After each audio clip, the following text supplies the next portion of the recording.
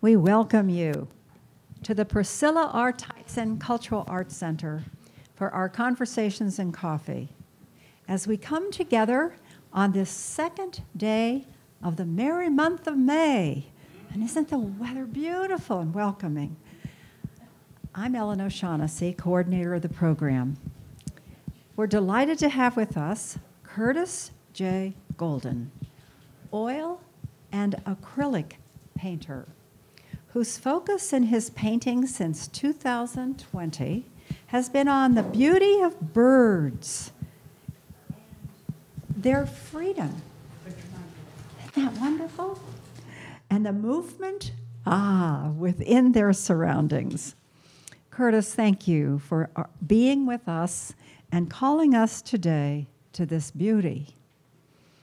Curtis was born in Columbus, where he currently lives with his lovely wife, yes, yay, and 3 of his 16 grandchildren.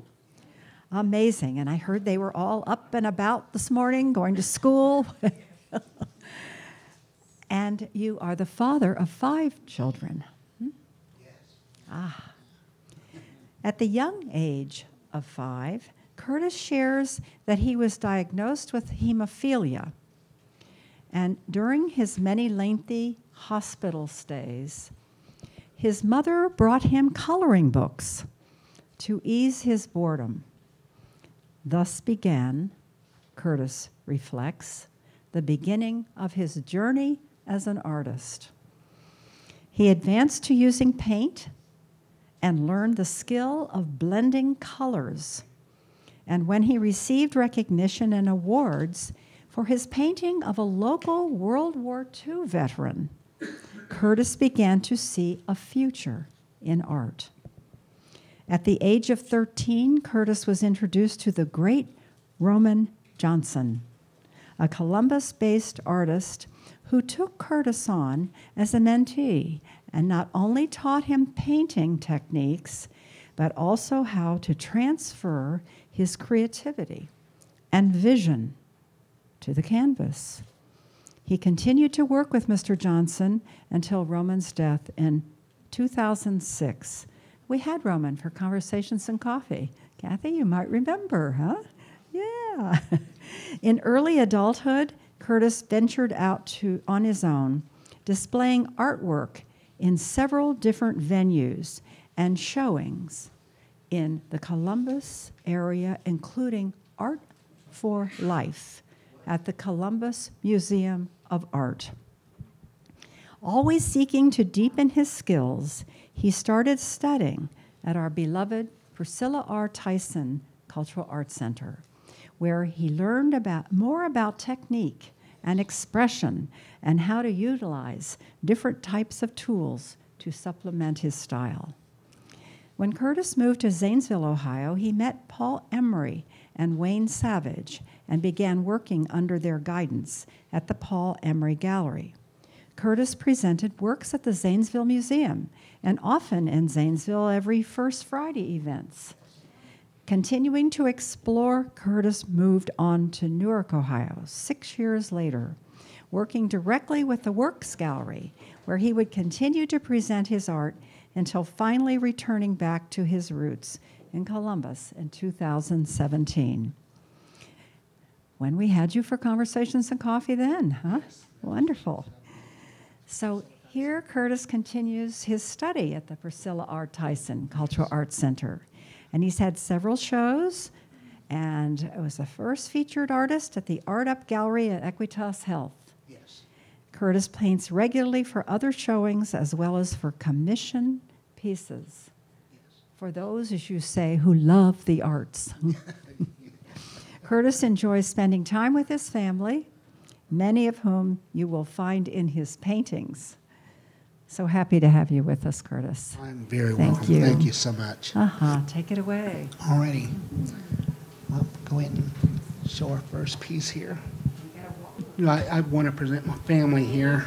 My beautiful wife and kids. And I want to share with you my wife and kids and our valuable time together. You know, that we as express our love, I guess, to enjoy his time. Okay, go and click and go and click. Okay. All right, Roman Johnson. Worked with him at the age of 13. His mentor was Emerson Burkhart, that started Roman within the Columbus industry. And the opportunity to work with Roman, I had done a piece for my dad's church that we used to go to. So the minister of the church recommended that I'd go to Roman for some understudy. So I went there on weekends and sometimes through the week during the summer. And my very first day going to Roman's class, remember I'm 13 years old. So in that day, I wasn't ready for what I thought I was walking into. I thought it would be something like a still life or, shading, something very simple. When I walked in the door, it was a live model, nude model. So it's like, I don't know whether I should walk in the door or turn around. I'm in the wrong class. So Roman saw the expression on my face and he says, come on back, I got something for you. So he walks me back to the kitchen and gives me a little shot of sherry like this. So he pats me on the back and shoulder and says, well, are you okay?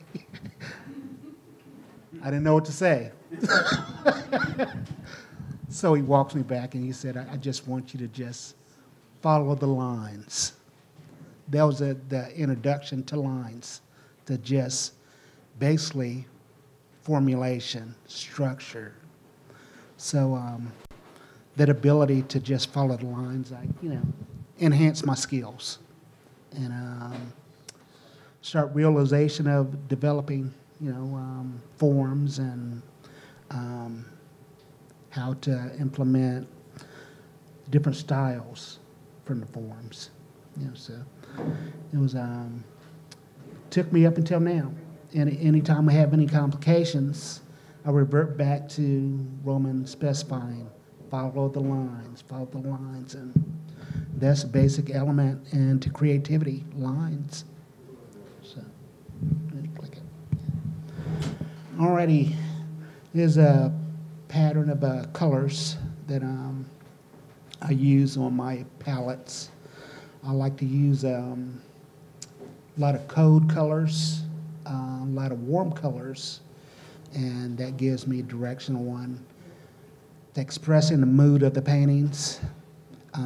Whether, one of the similarities that I developed in painting birds, they have their time where, they operate seasonal, where they're more vital, say springtime, and then also their color patterns. I associate the birds with so many different color palettes, that we can take in. They have different beautiful hues of color and vibrancy that I take in and enjoy viewing. So this is one of the love that I love birds. Can we take this one and have you talk about it for a Oh moment? yeah, this is my favorite color is purple, but this is a gray grosbeak, and it's North America and Canada. So this is just something that caught my eye. I love the beautiful purple hues of color. So, yeah. Alrighty. This also is a waxworm bird. This also is through Canada and United States, North America. So these are some of the birds that, you know, I took note to because of the also the color palette. Usually the birds that I do, you know, the color patterns, you know, I look at that catches my attention and catch my attention that I can just say, well, let me give it a try, you know, formulate the for the birds. And this bird right here is a pelican from Florida. You know, it has the beautiful hues, you know, that I love, the pinks and the vibrant orange, but, you know, the subtlety of color. But it also, to me, shares a little bit of springtime. And this is McCall. This is something Brent Payne, I don't know if you guys are familiar with Brent Payne of the Culture Arts Center. Me and him got in a conversation on, Curtis, why don't you paint, you know, more of the birds within the United States? I was doing more tropical style birds. One of the things that intrigued me was the color patterns, you know, that tropical birds have.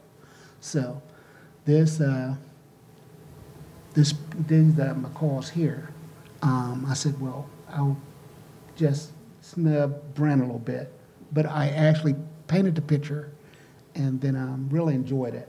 It was one of my favorite pieces. And also you can see that it has a purple hue of color. How do you go about that? Do you draw first, or you from a This picture? right here was a paint formula. Oh. And this is another thing, I'm still working with the freedom of color, you know, and that's, you know, the color wheel, where I'll be able to fluctuate, you know, the elements of the tones of maybe be a warm color, vice of complementary of the colder colors, where they can come together and create a formula. So, yeah. Alrighty, this is another macaw, you know, that, you know, again, Brent wanted to take me away from, you know, doing tropical birds, but I said, I like what I like. So he finally settled in and say, okay, Curtis, do what you do.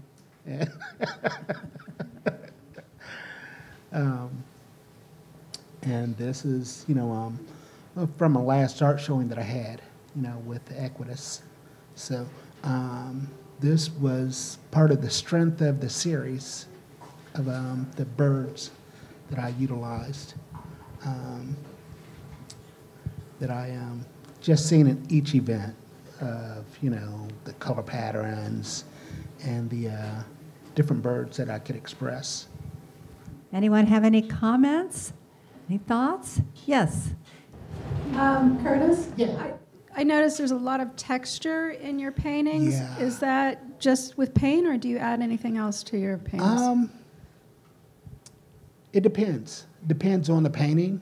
You know, often, you know, try to examine the pictures as much as I possibly can. And I guess the element of thought, which you would get out of the much as you can with each painting. And that depends on what you want to bring out of it, you know. And I love texture. It's a good point. I think the more texture you put in, the more depth you'll be able to get out of a painting. And, well, for me, it also depends on, you know, how you want that structure to come out. Yeah. But, yeah, I love, you know, different patterns to utilize texture. Oh. So to Jen's point, texture on this far right painting with the birds, can you tell us about how many coats of paint roughly went on that? Yeah. This was a good workout. Very good workout. But it was the learning ability, formidable of how far you can go with mixing different colors. And again, this also shares the strength of the color wheel. You know, you got your codes, you got your warms, but it also brings out the depth of detail, how you can formulate color. So I do look at this as much color as you can bring into a painting. This is one of the things that Roman taught me also. If you look at a subject, you don't just look at it as a basic standard of looking. So he taught me to, when you look into something, he taught me to see. The basic word of see is further advancement of what you can see into it. So it gave me a lot of detail. It opened my eyes, more or less. Further advancement into the visualize, you know, what you're really looking at. It's more of a thorough look and use the imagination of depth. You know, how far you can see into that element which you're foreseeing.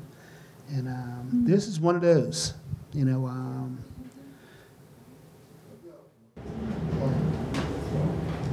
Very interesting. Yeah. The sunflower picture almost came from abstract. You know, I was thinking of abstract. It didn't formulate out to that because I got to a point where I couldn't see any further, you know. But when I'd done that picture, I was thinking more of nature, you know, more of around that time when I'd done that painting, it was seasonal change. You know, one of the things I do love too is flowers. So when I thought of that painting, you know, abstract was out of the question. It was more or less the general time of spring coming in season and what happens when, you know, spring comes in, everything flourishes. So that's what the sunflowers implement with the cardinals. With that picture, I just wanted to kind of give a more broadened horizon. When he started that picture, like the fence was out in front of like our apartment complex. And then, so I was wondering what he was gonna do with it. And then he saw like some sunflowers another time, and then he added the birds. So with him, everything he sees is a picture. And it might not always be the same picture, but then he puts it all together, and it's just really fascinating to watch, especially for me, because I can only like draw stick figures, you know? So for him to be able to like see beauty in a white fence and then be able to take that and then add on to it just amazes me. So I just wanted to add that point with that picture, because for a while I was like, what is he doing with that, you know?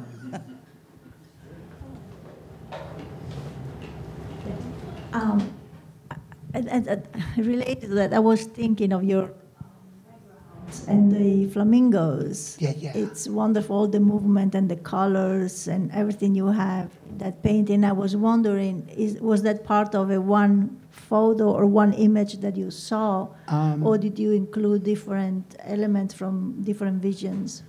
It was these two pelicans in the front, you know, the very first image. And with the flowing of the neck, that there was imaginatory, you know, exaggeration, you know, because as the flamingos are, it was the exaggeration more of a family, you know. So it's like who's the more dominant figure, but just the extra strength of formulating, you know, the length to exaggerate the neck, you know, and, you know, it puts everything in perspective for me of creating that environment of, you know, the structure for that painting. So, yeah. Hi, I saw that you use both acrylic and oil. Yeah. And I'm curious if that's in all of your paintings, or if you could kind of gesture to us throughout kind of some of the ones that are heavier on the acrylic. Okay, this is directly acrylic. This is oil. This right here is acrylic, and those three there are acrylic. I use acrylic basically when I want to freely form stuff. you know, because I think both styles and both material of paint you can utilize endlessly.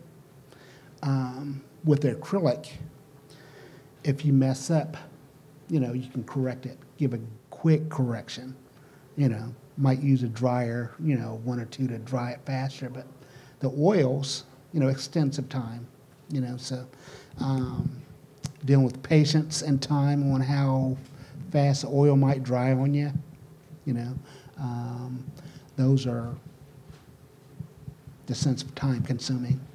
So when I do oil, is something that I really know that I'm gonna be able to spend good quality time on, which I'm not against oil whatsoever, you know. The chemical forms can be complicated at times, you know, but when the oils settle in, you know, the texture that you get out of oil and just a basic gloss, you know, it's really comes out beautiful. Gives more of a lively stance, or more lively. I'm not so familiar with oil paints yet, but to know that a lot of your work that I was almost assuming is oil is acrylic is pretty amazing. Yeah. I use mediums, you know, with the acrylics, you know, to give the glaze that it might need. Thank you. Yeah, no problem. I'm also a stick figure guy. But I look at your work and I wonder, how do you know when you're finished? Be honest, I deal with that myself. It comes to a point where you just have to speculate. Mine is when I think that all the colors come to a true form when they interact. It's one of the things that my art mentor, Roman Johnson, used to share with me. And the visual of when the picture itself, and this is imaginary, when the picture itself, all the colors seem like they coexist, what makes you dance? The imaginary thought process, when all elements, you know, come together cohesively, then that's less stress on the picture, more stress in the visual. So, cohesion. Can you also change your mind after you think something's finished? Yeah. For a while. This painting here, I think I went over probably about 6 different times of different formulas on structure. The sky I utilized probably about 4 times, but it comes in formulation of dimension, space, how much you can apply within a painting. You know, I myself try to create much as I can within size of a canvas, you know, and what's going to make the picture itself, what's going to be more drawn for the eye, for the picture that people might want to visualize. So those subject matters.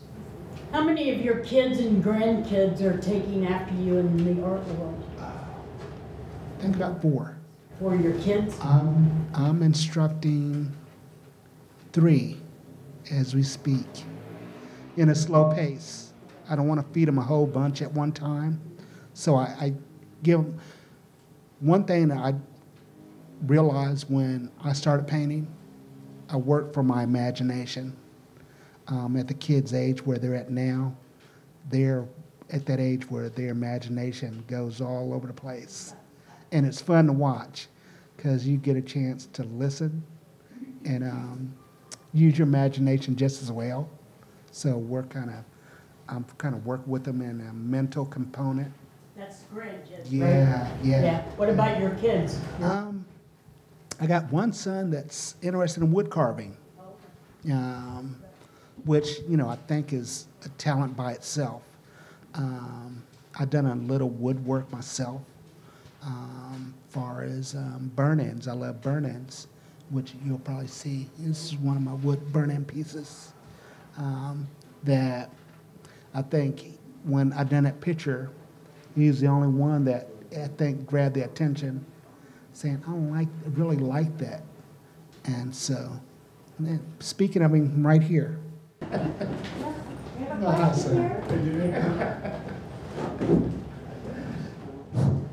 Curtis, I got a question for you. Yes. Back here.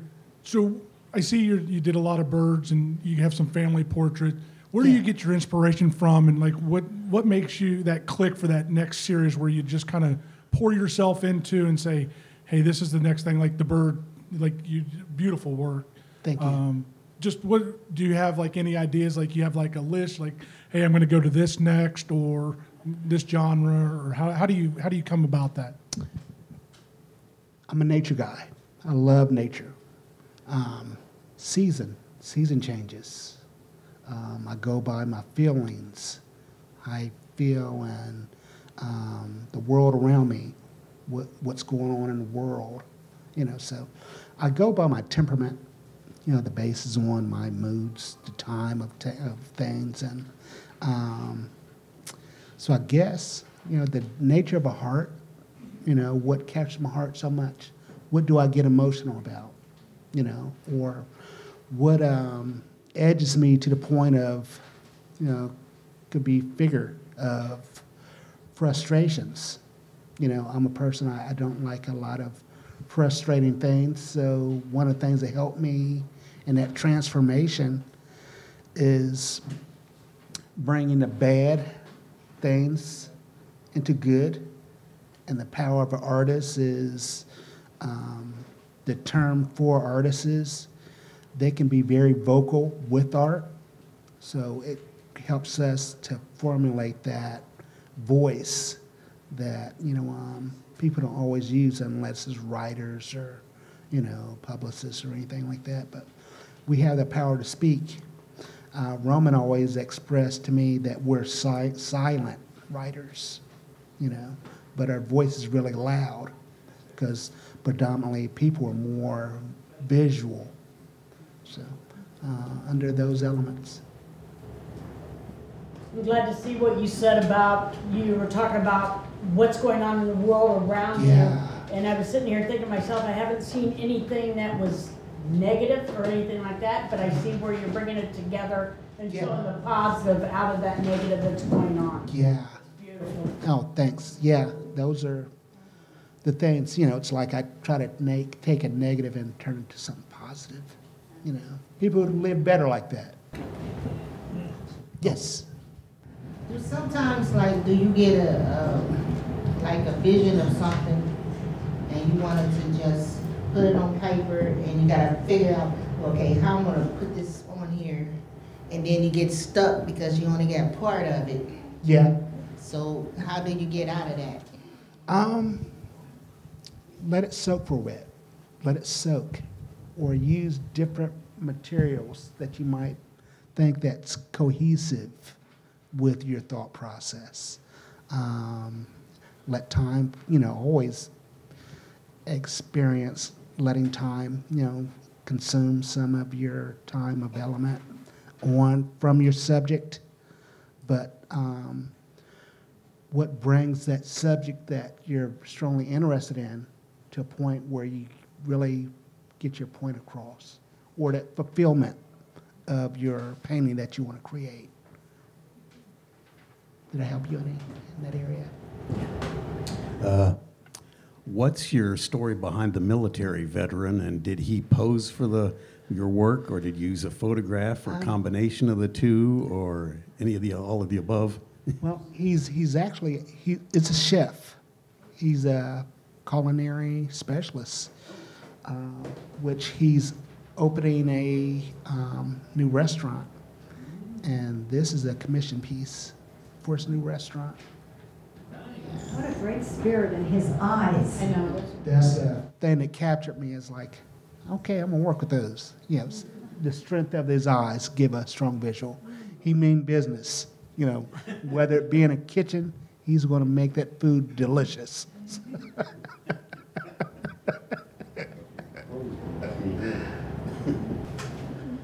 This is another one of my sons. he's a barber, and it's my grandson sitting in the chair, and he doesn't like his hair being cut, so that was the day we went to the barber shop, and so I'm sitting there, I'm like, saw the expression of my grandson's face, so I'm thinking, okay. You don't know what you're doing, but you just gave me a nice structured picture right there. So I captured, his expressions and, dialogue that, the conversations and time that we spent. But, that was just a free time of, me to paint, just to express myself in my painting. I really like this piece, if you could switch back to it. You've really captured the barber looks very calm. He looks relaxed. But your grandson, even though he's covered with the apron, his feet are sticking out, he looks so tense and so uncomfortable. And you really have. You've captured that really well. Yeah. The verbal could have been more tensional. It's like, oh gosh, we got to sit here for this. Do you while you were sitting there, do you take a picture of him, or is it just little pictures that you take? Yeah, I use different materials through camera just as well. Yeah, it gives you different points of views. Then also, it helps you assert time better. Just say if you. Roman always shared with me, catch the man before he falls out the window, right? The concept of right now. That's in some cases, but just to really get the fullness out of what you want to paint, I think taking different photographs or, pictures of things helps with, certain material that you can use. Time is not always, have to be where it has to be omnipresent. You have more freer time to express. You want to get the most out of your painting as much as you possibly can, And it depends on the artist just as well, what they want out of the painting, So, yeah. This is one of my favorite cousins. He wanted to come over and visit that day, and I had an art show coming up. So I'm thinking, okay, now we can sit and talk. I'm going to deal with my valued time that I have. So when he came over, I gave him my guitar and my hat. I said, come on, let's go to the park. So this was a picture that, I wanted to create, for an art showing that I had. This is actually Schiller Park over in German Village. Do you take several photos, several reference photos, or just how many reference photos do you think you take for? For this? For any one of your pieces. It depends. Depends. Yeah. Do you combine them? Do you be like one and you like another? Do you combine? Sometimes, again, you want to. For me, I always think, what can I get the most out of? Right. Yeah. So what's going to bring that picture more collaborative to the subject that you want? Yeah. So. Alrighty. This centerpiece, commission piece. This piece here, George Haynes, World War II veteran. This is one of my original pieces when under Roman Johnson's tutelage. I was working with the human structure. The project was on that day needed something. I liked history, time. And this picture formulates that. Not to know that this guy was 103 at the time. He passed at 110, George Haynes. George Haynes, and sitting there, I had the opportunity to talk with him for about 4 hours, on this project. And the war that he was in, he was on the forefronts of the battleground. This guy talked as if, the war never bothered him, but he did have horror stories that he never took home. I had the honor to listen to some of the horror stories, but he was just sharing with me personally. You never want to go to war, and I looked at it as taking something bad and turning it into good, which, that thought process stays with me and has been there for I'm still living. Just a positive process on human nature, the commonality of making good on your everyday. So that was one of those kind of paintings. I'm sorry. On the bottom painting,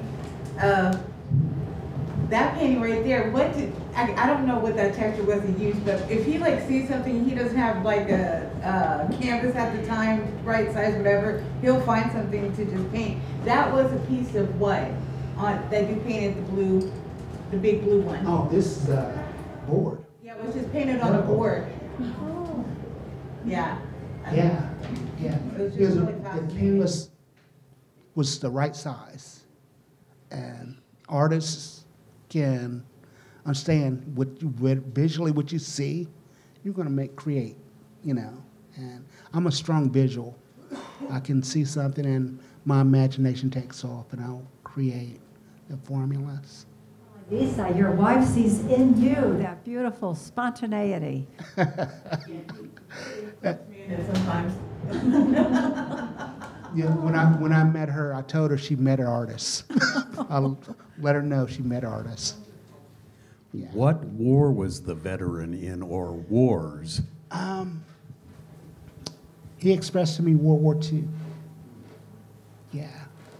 So, yeah, I think he was in Korea, and his travel. France. His time over in France. Yeah, so he shared with me the battleground that he was on was Korea. Yeah, Korean War. Yes. I like one in the middle.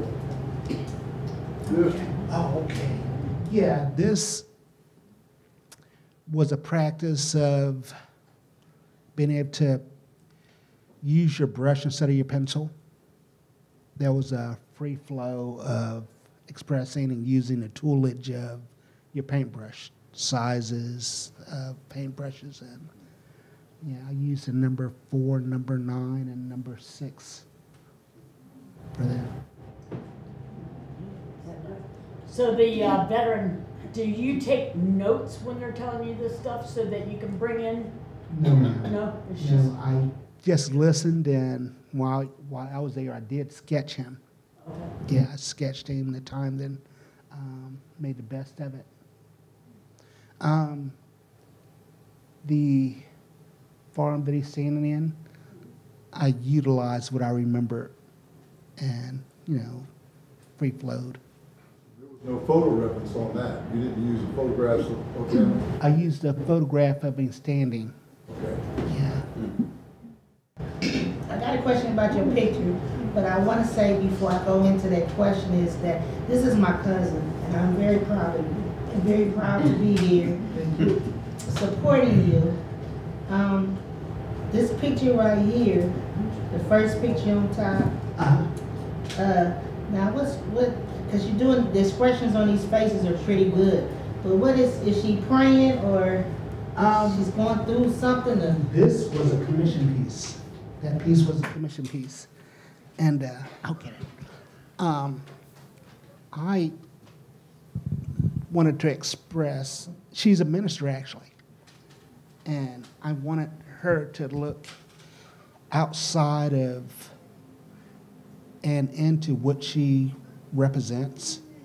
So I gave her the heavenly, more of a heavenly presence a more heavenly thought process. So I use her eyes, to express what she lived by.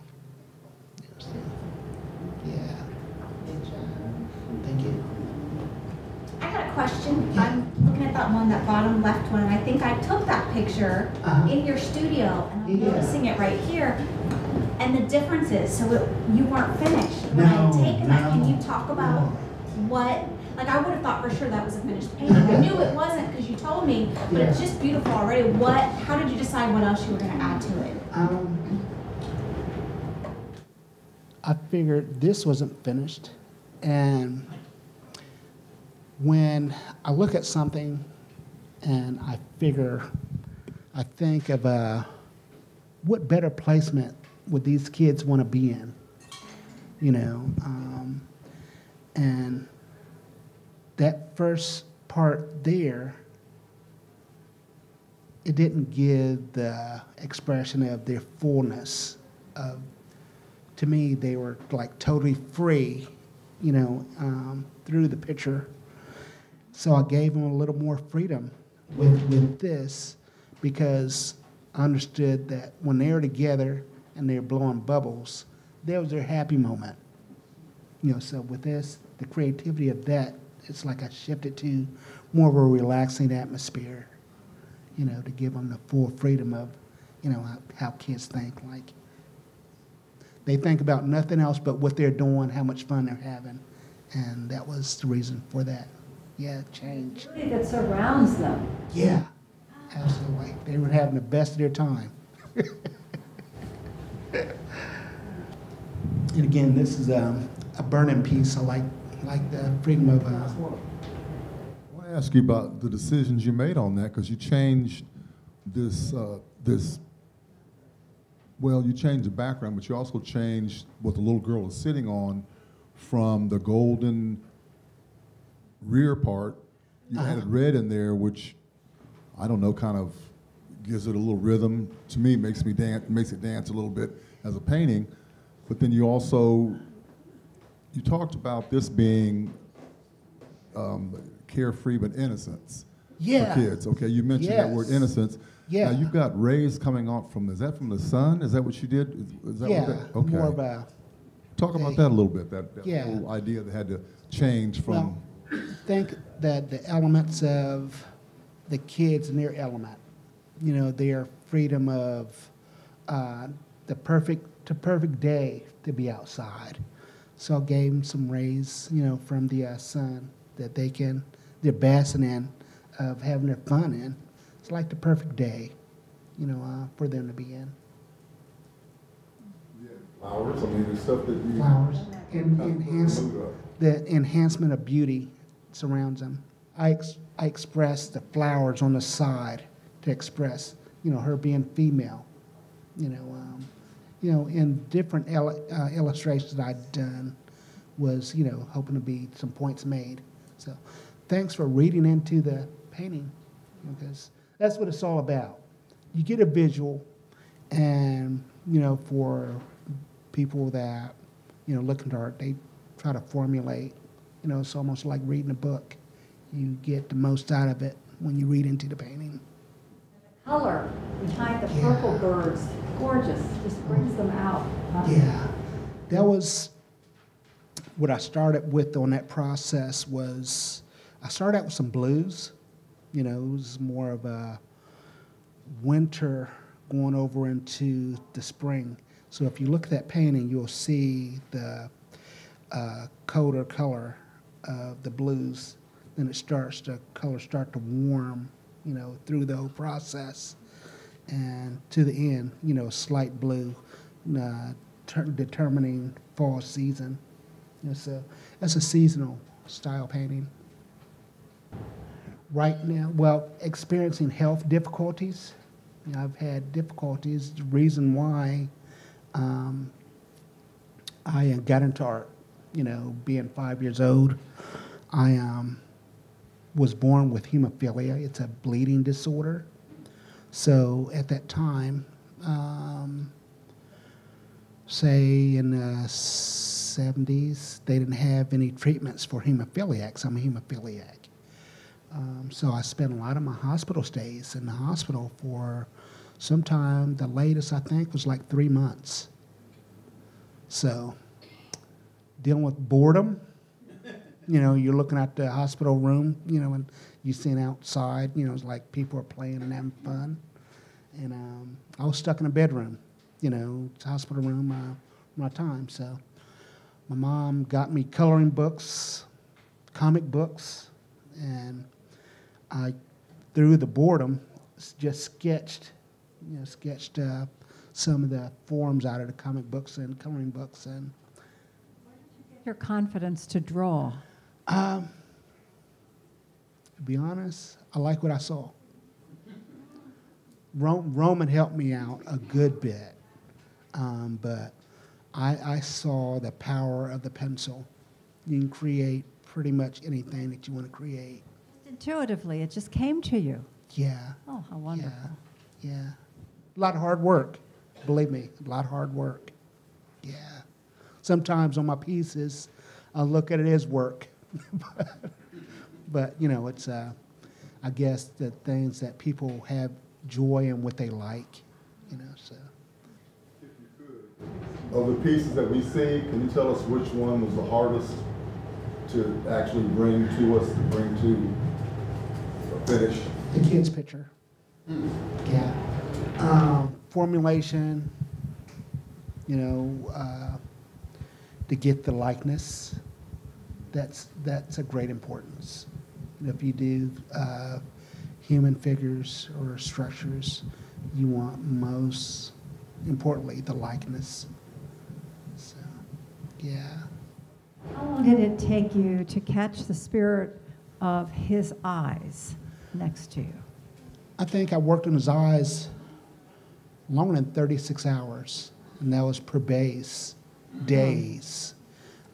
It took a lot of time, especially with oils, because you just can't go in and zap, you know, they're finished. With oils, it takes a lot of patience. You deal with fine line, and from that fine line, look towards the next fine line. Everything working with the oils, deal with fine line. Well, you captured his soul. That's the power of, thank you for that. That's what you try to capture through the process. Well, Carissa, tell us what a joy it is to work with Curtis. Carissa is his manager. I'm his newly named manager, but Curtis is fantastic, and his wife Elisa as well. And just getting to go to his studio, seeing, you may have seen, I'll go back, I captured,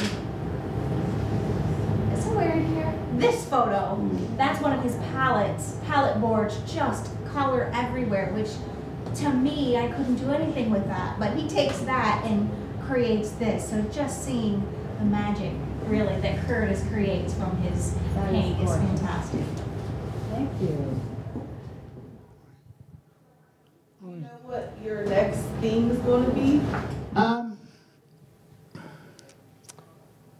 Well, I've been thinking strongly in context of flowers because of the season. And one thing about flowers, it lessens the stress, you know. It gives a more simple note on daily lives. I want to express that, you know, more with humanistics, people's values. The world's like in a chaotic place at the present time, and I want to express the simple things. Another one is also taking expressions and creating them in a way that takes the harshness out of people's visual. You know, I don't like anything harmful anyway. Again, so we can all hear that. I want to take paintings and create art that's not harmful to people. you know, giving it a more lighter note on expressions. So it's going to be strongly a lot of color value that I use. So going from darkness into More lighter, vibrant. light. Yes. Yeah. Beautiful. So where, Curtis, is the furthest that you have traveled to get an image for something that you're wanting to create? Probably Mount Vernon, Ohio. Oh. No, Zanesville. I lived in Zanesville for some time.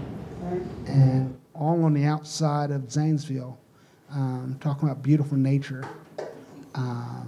So surrounding parts of the outer parts of Zanesville, Ohio, because you're dealing with parts of Virginia, Marietta, you know, those outside counties. And Mount Vernon was a beautiful, beautiful place. The terrain, you know, if anybody that loved nature, you know, you get a chance to capture. Do you do water in any of your pictures, like rivers or ponds or? I've done a few paintings that, had like water and little ponds and stuff like that, which those are things, me and my son here, we love fishing. So anytime we get a chance to capture those scenics, you know, we hit it. I was going to call on your son as he came in the door. You have any thought, any comment here? Not to put you on the spot.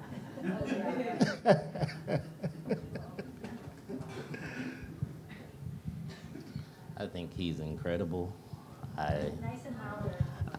I think he's incredible. I think his work has improved so much since I was younger. We talk almost every day when I can get the chance, when I'm not working. And when we're out in nature, we're always taking pictures or trying to find something. We'll just talk like, trying to create things because it's our happy spot, nature is. As he said, I love fishing. So I always try to capture pictures when I'm out fishing just to give him ideas of things to paint. Yeah, I'm very proud of him. That's what I am.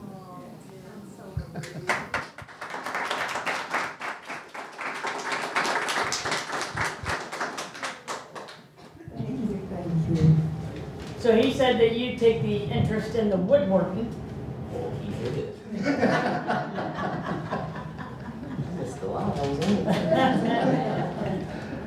I have started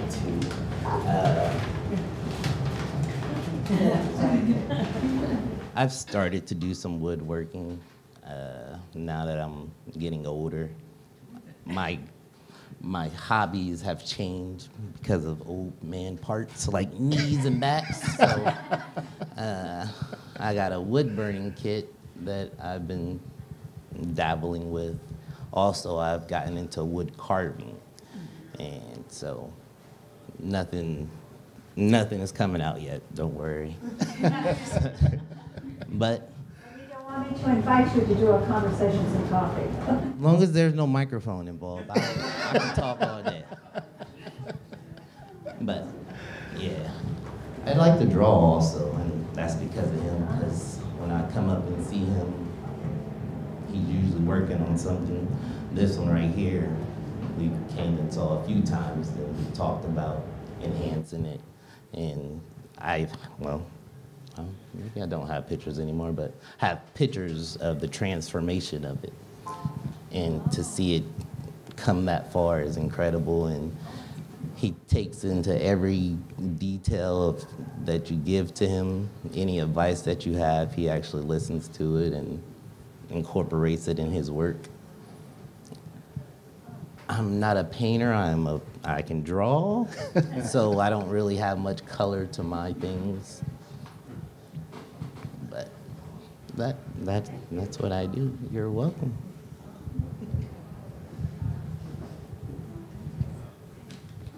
What kind of masterpiece are you working on now, Mr. Golden? You know what? I got a few more birds that I'm finishing. You know, so yeah. The the birds are just something part of my life. Dealing with the world system itself, the ecosystem, birds are fascinating. As I can express, not from a woman's standpoint, but the female birds are so much human, have so much humanistic value, where they take care of the eggs, basically feed, they carry human structure.